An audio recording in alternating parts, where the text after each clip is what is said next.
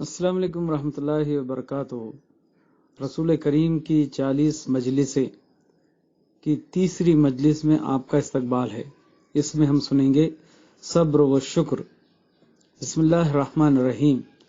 حضرت ابو یحییٰ صہیب ابن سنان رضی اللہ تعالیٰ عنہ بیان کرتے ہیں کہ اللہ کے رسول صلی اللہ علیہ وسلم نے فرمایا، مومن کا معاملہ بھی بڑا عجیب ہے، اس کے لیے تو ہر حالت اور ہر معاملے میں خیر ہی خیر ہے، اور ایسا صرف مومن ہی کے لیے ہے، کیونکہ اگر اس کو کوئی خوشی حاصل ہوتی ہے تو وہ اللہ کا شکر ادا کرتا ہے اور یہ اس کے لیے خیر کا سبب بنتا ہے۔ اگر اس کو کوئی تکلیف یا غم ہوتا ہے تو وہ صبر کرتا ہے اور یہ بھی اس کے لیے خیر کا سبب بنتا ہے۔ سچ کہا پیارے نبی صلی اللہ علیہ وسلم نے۔ مسلم سے یہ حدیث ہے۔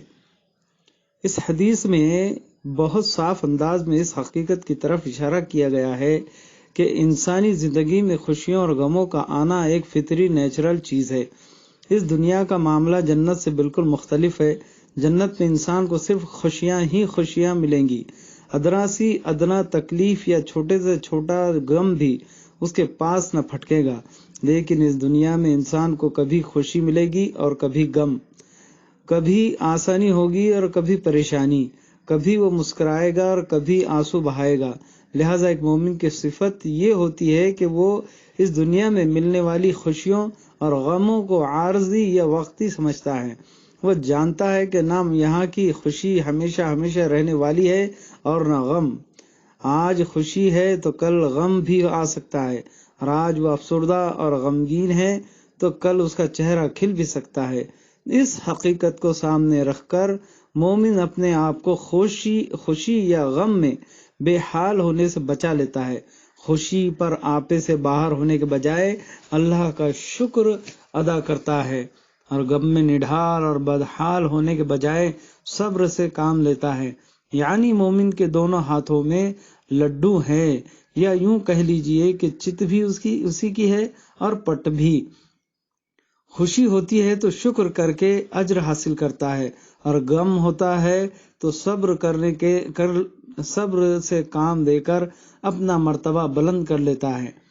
یہاں یہ بات بھی ذہن میں رہنی چاہیے کہ کبھی کبھی گھر میں کوئی حادثہ ہو جاتا ہے، کسی کی موت ہو جاتی ہے، گھر بار کسی آفت کا شکار ہو جاتا ہے تو آدمی دہاڑے مار مار کر رونے لگتا ہے، ہوش کھو دیتا ہے اور بدحال ہو کر کچھ سے کچھ بولنے لگتا ہے۔ پھر کچھ دن بعد اسے سکون ہوتا ہے تو سمجھتا ہے کہ میں نے صبر کر لیا اور مجھے اس کا اجر ملے گا۔ یہ ایک بڑی غلط فہمی ہے۔